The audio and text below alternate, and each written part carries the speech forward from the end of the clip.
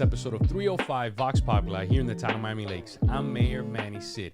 Check out who we have here with us today. We have Aaron Alien King Aponte. How you doing, Aaron? I'm doing great. Pleasure to be here.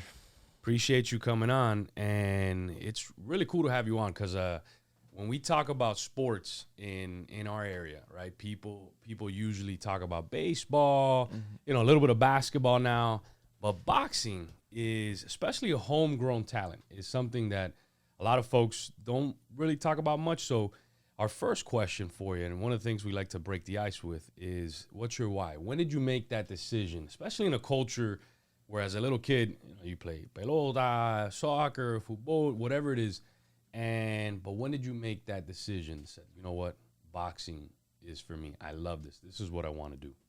I mean, originally I did play baseball, and my dad wanted me to hit the ball harder, so he put me in the boxing gym, and I fell in love with the sport, and I've been doing it ever since. I started boxing at around 9, and I was doing boxing and baseball from 9 to 13. And at 13, I made the decision that I was going to do boxing, and then I took off with it. That's actually a pretty cool story. So your dad was like, Aaron, no le está dando la pelota bastante bien. Let's get into the boxing gym. And you're like, you know what? I fell in love with this. Pretty much. When did you realize that you were good at it, right? Because there's times I played 1,000 sports. I thought I was good at everything. But when did you realize that, man, I can do this? What was that day or that time that you were like, I can really take this to the next level? I think around 14, I had won my first national championship, and that was when I started getting ranked in USA Boxing. I think I was ranked number 7, and then the next year, when I was 15, I won the National Junior Olympics, and then I was ranked number 1 in the nation, and then that's when I pretty much knew that I was good at it. Wait, so at 14, you were a national champion in boxing? Yeah. That is truly amazing, especially homegrown here from Hialeah Gardens, right? Your gym is run by your dad in Hialeah Gardens. Yeah, that is awesome, man. And you went to high school in Matter Academy in Hialeah Gardens, right off 103rd. So from that moment to when your dad said, hold up, you're not hitting the ball hard enough, let's put you in the boxing gym. To just the other day, you were on the undercard of the Canelo Alvarez, right? The top boxer in the world, and right? Triple G. And Triple G. How was that feeling? Showing up to the ring that day. Because I could tell you, I met you a couple weeks back, and I didn't even know you, but I knew of you through the Mayor Hialeah Gardens, and I was already cheering for you. I was watching that fight. Yeah. And what was that feeling for you? Just understanding the journey, the grind, starting not hitting the baseball hard enough. 14 years old, national champion, being ranked number 1, and then just showing up right in Vegas to that fight and just looking around and saying, what was that feeling? So, put us in your shoes for that moment. Honestly, when you're in the moment, you don't think about all the things that were in the past. You just think about that one moment. So I was really just focused on the fight at that point. But right now I think about the moment and what I've accomplished before and what I've been through in my entire life, basically. Since I was 9 years old, I've been doing this boxing thing. And it just keeps getting bigger and bigger. That's all. The other thing that was really impressive is most folks that are your age, you're 21, right? Kind of like they fight, like these boxers that really aren't that good, right? Because they want to build up, a record of 20-0, 30-0, and then kind of... But what was really impressive is that you took on somebody just like you from Mexico, right? Somebody that was a top fighter, and you said, you know what, let's go head to head in this stage. What made you take that risk where a lot of other boxers would have taken a different route? You were like, no, I'm going to test myself. I'm going to go fight those folks that are at similar levels in my weight class. Honestly, I think the easy fights are kind of boring sometimes. And really my whole pro career, I've been taking a lot of risks and chances with top-notch fighters. I fought 3 undefeated fighters by now, and I've only had 7 fights. And, I've always been I was up to the challenge, and it's just something I do. Man, but that's a great, especially for the kids that are going to be watching this. I think that's a great lesson for them, right, in life. When you're you're striving for those goals, for greatness. Right, don't be afraid to take risks. Exactly. And you got to fight folks, that are at that level. I see it way too much. Forget about boxing, just in life in general. Things that kids want to do when they get older, they're told, especially like even me when I was a kid, my mom would always say, no, just go to school, don't become mayor, don't run for office. She was nervous. She was like, no, just take the route, the easiest route. So the hard part is what you do. So I think that story alone, for the people listening, is truly inspirational. Well, who's that one boxer that you can say you emulate or has inspired you throughout your career so far? I mean, there's been multiple boxers. There's not just one. I've studied a lot of boxers over the years. Sugar Ray Leonard, Muhammad Ali, Felix Trinidad. I take little things from everybody and I try to implement them into my style. So, but a lot of people tell me that I fight a little bit like Alexis Arguello. I've heard that a couple of times, but that's really when I'm fighting, not when I'm boxing. When I'm moving my feet, I kind of have like a Cuban style. My original trainer was a Cuban fighter, Angel Espinosa. So, I picked up a lot of Cuban traits as moving the feet, hit and move. So it's been a lot of different things that have contributed to my style. And that's truly, truly awesome, especially looking at those folks and somebody like Arguello, right?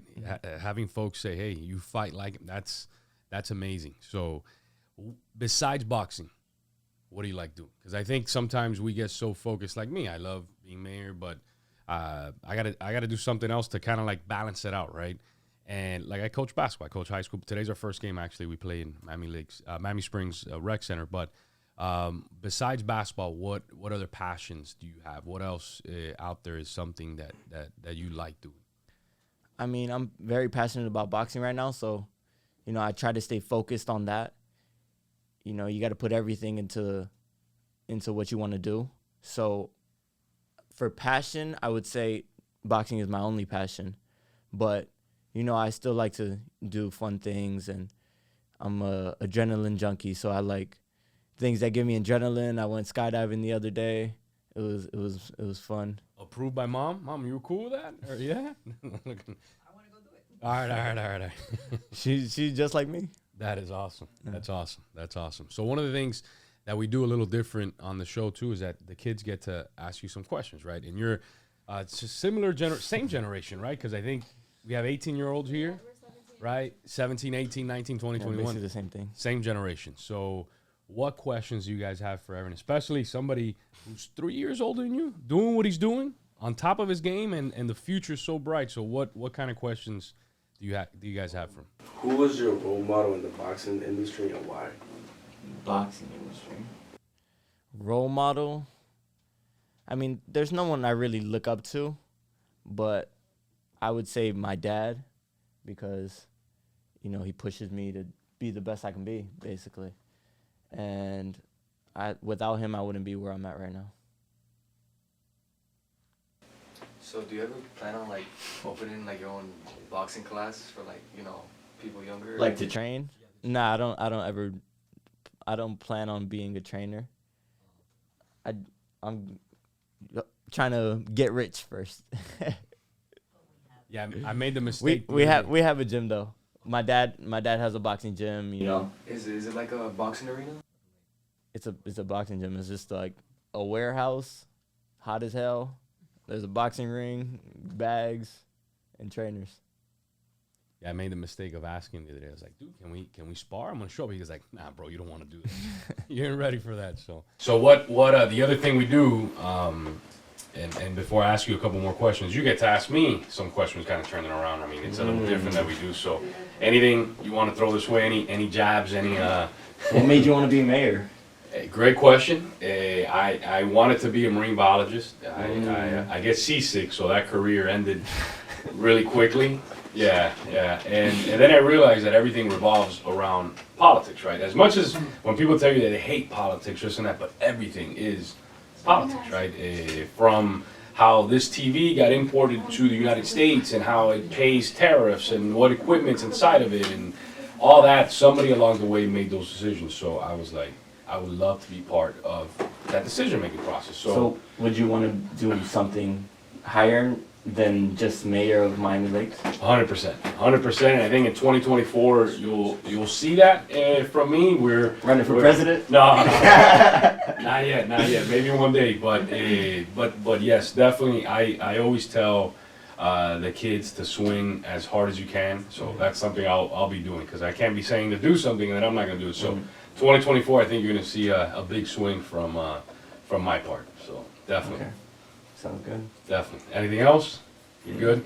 I have a question. Yes. What biggest achievement would you like to pursue while boxing?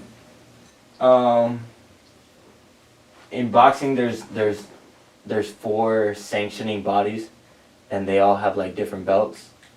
So I want to collect all 4 belts, which would make me the unified champion of whatever division I do it at. I'm trying to do it at 141st, which is super lightweight and junior welterweight. So I want to be unified world champion, and I want to be basically the highest paid boxer in the world. Listen, man, that's what you got to dream. Real quick, I want to show some Alien King merch. Check this out. Look what I got. I appreciate that, Aaron. Team Aponte. When's your next fight? It's to be announced. Got it. It's gonna be next year, around January, February. I'll be wearing that night. I don't know if I can be there. I don't know where it's gonna be at. So maybe it's okay. So talk to us about, because I walked in, the first thing I noticed, and I noticed these little things, that you were drinking a jug of water, right? That stuck out to me. Usually people have a small little bottle. This dude had a ginormous jug, like this big jug. Just imagine walking around with that. So He's talk to already us behind. about the, what's that? He's already behind. You gotta get ahead, man. You gotta keep drinking. So talk to us about the preparation that you go through every single day, because people see you on the ring, saw you on TV, right? And they see all these cool things that you're doing. They see the cool merch, but they don't understand the behind the scenes. And that was just a little glimpse of the water part. But talk to us about the entire spectrum of what it takes to prepare. That's how it all starts, with the hard work in the gym. Put in the gym, that's what really makes everything happen. The fighting is really the easy part, I say. And, training every day, meal plans, staying disciplined, waking up early, going to sleep early, 2 a days, 3 a days. So much. I ran at 5 in the morning, 6 miles. That's why I'm dehydrated right now, and I'm drinking that water. Today? Yeah, before coming here. And it's just a lot of hard work that you have to put in, and mental. And yeah, it's mentally draining too. So you have to stay mentally strong, because you're like, why am I doing this? Because I want to win. You got that right. And that, that translates to everything in life. Whatever you want to be. You want to be the champ. You talked about unifying all the belts. You're putting in the work. And I hear from a lot of folks that are like, oh, I want to be a doctor, I want to be a scientist, I want to be an astronaut. It's all possible. But that grind, waking up, at what time do you wake up? I woke up today at 5. 5 o'clock in the morning. I'm not gonna lie, I woke up today like at 7:30. So I gotta get to your level. What's your meals look like today? Meals, I'm still eating regular, but once I get around 8-week mark, I start getting on meal plans, and I start eating like 3 meals a day. You talking about chicken and broccoli, or like chicken and broccoli, like Seafood. it's all proportionalized. I work with a company that sends me meals, and they do all that. That's all the Thinking for me, exactly. Got it. The mental side of it. Why is that so important? Having that stability, having that focus, and And maybe it's something similar to what Kobe Bryant. I'm sure you're a basketball fan too. Kobe, they had, I don't know if you watched them. Mamba mentality. The Mamba mentality. And did you see the Redeem Team on? Yeah, I seen that. Right. LeBron, Carmelo, Carlos Boozer, Dwayne Wade in the club. Yeah, till like partying. till like 3, 4 in the morning. They get back to the hotel. They see Kobe getting ready to go And to the gym. Kobe's on the grind. Kobe's on the grind. But that's similar to that. But how do you why is the mentality, the thought process, the focus, the mental strength so important in the boxing arena? You got to stay focused. If you want a goal, you got to stay focused on that one goal. You know, the goal is to win, and you want to do everything possible to win. So staying mentally strong is really big on it, because you know you got to stay on everything. You got to stay on your meal plans. You got to stay, you know, even when you're working out, sometimes you're not putting in the effort that you want to put in, and you think to yourself, I got to work harder. Now you got to keep going harder, and do as much as you can, because come fight night, you don't want to be like, I didn't do what I could have done. You want to walk into the fight confident, I did everything I could, and To prepare.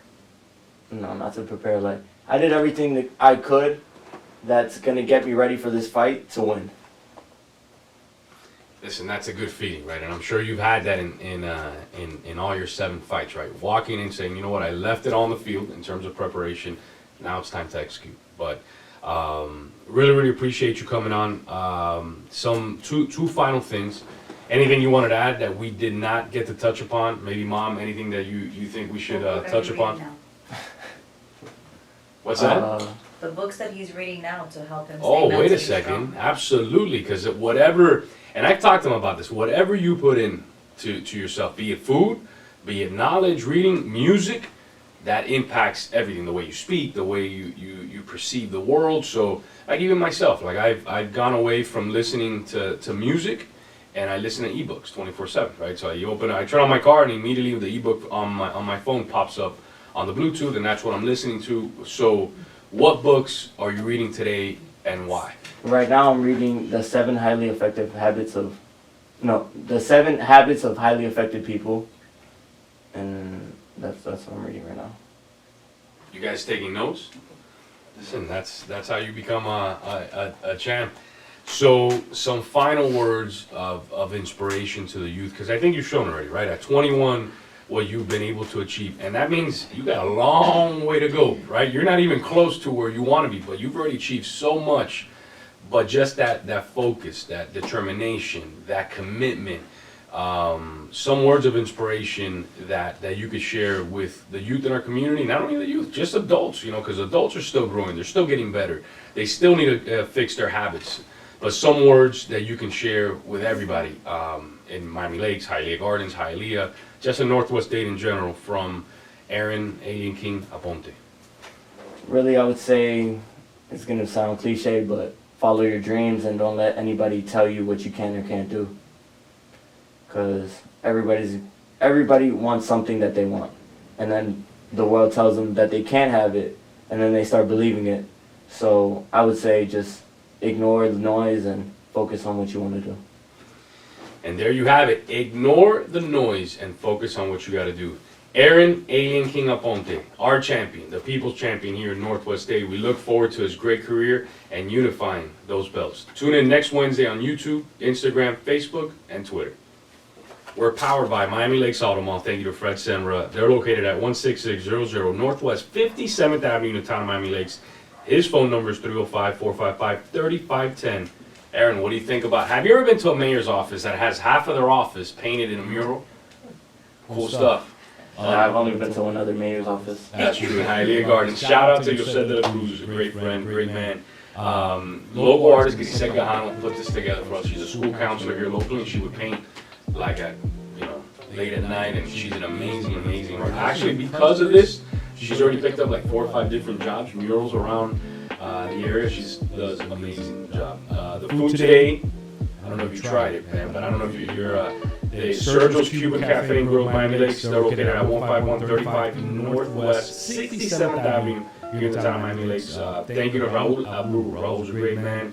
As well, his phone number is 305-508-9881. Our film production team, the Matter Lakes Broadcasting, the Bears, they do a great job. The other day I was watching, that is true, I was watching one of the basketball games they had on, and I was like super proud of you guys because just the graphics and everything looks so amazing. ESPN quality. And the Roadcaster was donated by Enrique Santos. I'm sure you guys listen to Enrique once in a while. He's a great friend. He donated that. Was here on the show, him and Harold, and they went out, they bought it for us, and helped our equipment to keep getting better. So appreciate you all, and we'll see you next week.